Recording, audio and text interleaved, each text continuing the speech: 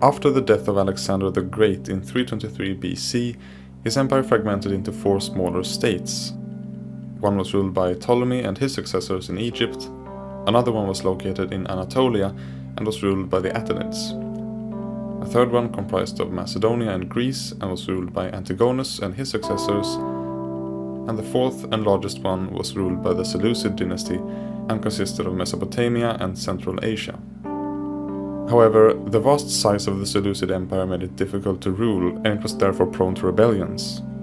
So when during the reign of Antiochus II, the empire was faced with repeated wars with Ptolemy II of Egypt and a Celtic invasion of Asia Minor, the satrap, that is, governor of Parthia, decided to declare independence.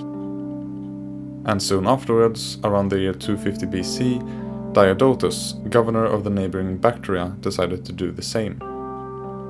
He had thereby established the Greco-Bactrian kingdom, the easternmost of the Hellenistic states at that time.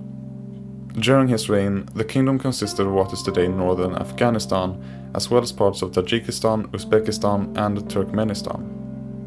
It was highly urbanized and was reportedly one of the richest kingdoms of the Orient. It was also highly Hellenized, as can be seen in its great cities such as Ai-Khanoum or Alexandria on the Oxus, as it may have been called back then. There, one could find a Greek theatre, one of the largest gymnasiums of antiquity, Corinthian capitals, and sculptures of Greek philosophers. But there are also signs of other cultures, such as the palace, which resembles Persian architecture in its structure, and the Temple of Zeus, which incorporates Zoroastrian features. But now, let's go back to Diodotus. We don't know much about his reign, but when looking at coins minted during his time, it seems that he had slowly begun to distance himself from the Seleucids. He began by replacing the face of Antiochus II with his own, and the image of Apollo with one of Zeus, meanwhile keeping the name of his sovereign on the coin.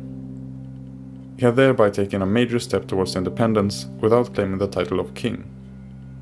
However, as we've seen, he would later continue to declare full independence and become Diodotus I. He then went on to gain legitimacy by marrying a daughter of Antiochus II, with whom he had 2 children, the future Diodotus II and a daughter whose name has been lost to history. This may have helped to ease tensions between the Greco-Bactrians and Seleucids. Regardless of whether it was thanks to their marriage or just cold pragmatism, Diodotus decided to team up with Seleucus II, Antiochus' successor, to defeat the nomadic chieftain Arsaces who had invaded Parthia. However, this attempt was unsuccessful. The nomadic invasion of Parthia also meant that the Bactrians were now cut off from direct contact with the rest of the Greek world. Overland trade would continue at a reduced rate, but meanwhile, sea trade between Ptolemaic Egypt and Bactria would begin to be established. Diodotus would die in around 239 BC and was succeeded by his son Diodotus II.